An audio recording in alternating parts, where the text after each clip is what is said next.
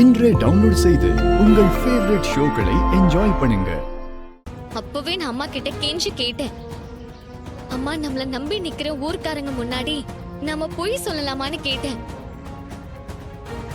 அதுக்கு என்னோட அம்மா என்ன பதில் சொன்னாங்கன்னு தெரியுமா? ரேவதி, நீ இல்லாததெல்லாம் பேசிக்கிட்டு இருக்க, கொஞ்ச நேரம் அமைதியா இரு. அன்னைக்கு நீங்க என்ன சொன்னீங்க?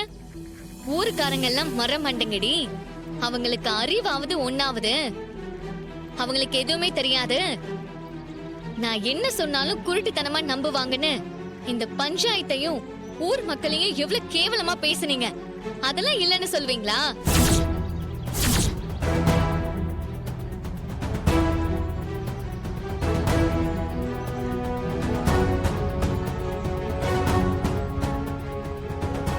என்னம்மா நீங்க இப்படி எல்லாம் பேசிருக்கீங்க? எங்களை பார்த்தா உங்களுக்கு எப்படி தெரியுது?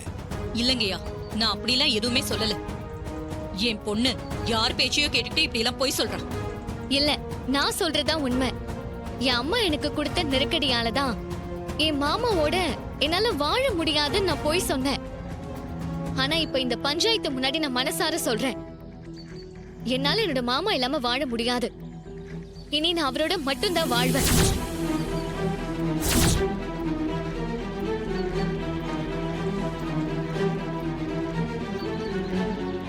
இல்ல, இதை என் பொண்ணே பேசல. இதோ இங்க நிக்கிறாரு இல்ல, இவர் சொல்லிதான் என் பொண்ணு இப்படி எல்லாம் பேசுறான்.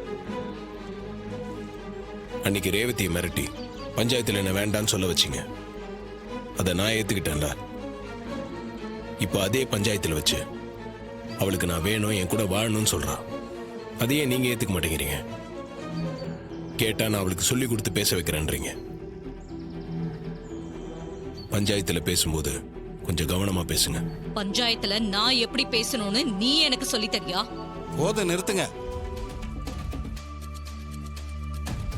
ஏமா, பஞ்சாயத்து முன்னாடி வந்து என் அம்மா கட்டாயப்படுத்தினதுனாலதான் என் புருஷன் கூட வாழ முடியாதுன்னு சொன்னேன்னு சம்பந்தப்பட்ட பொண்ணே சொன்னதுக்கு அப்புறம் இதுல நீங்களோ நாங்களோ பேச என்ன இருக்கு? உங்க பொண்ணு கார்த்தி தம்பியோட சேர்ந்து வாழணும்னு எடுத்த முடிவு சரிதாமா?